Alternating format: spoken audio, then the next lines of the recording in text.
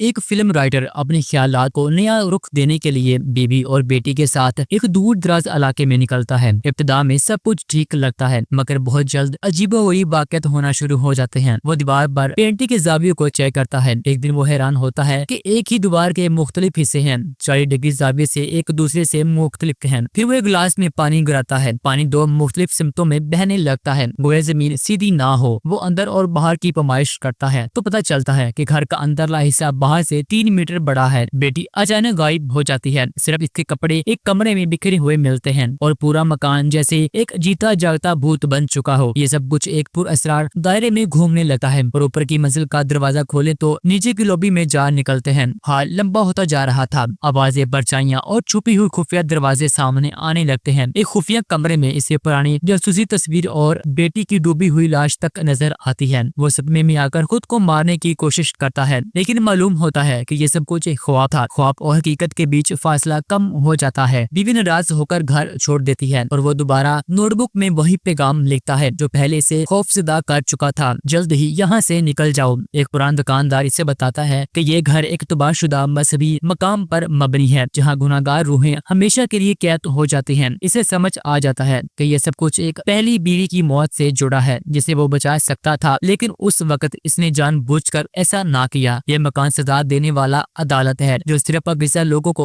जाने देता है, जबकि गुनाहगार हमेशा के लिए कैद होकर रह जाते हैं। आखिर में वो अपनी बेटी को बचाता है, बीवी को सच बता देता है और फिर खुद को अलग कर लेता है। बीवी और बेटी चली जाती है और मकान दोबारा ऑनलाइन किराए पर दस्तयाब हो जाता है। अपनी अगली कुर्बानी के इंतजार में क्या तुम अपने गुनाहों से भाग सकते हो या मकान तुम्हें हमेशा के लिए रोक लेगा? इसके बारे में आप क्या कहते हैं? कमेंट में जरूर बताइएगा।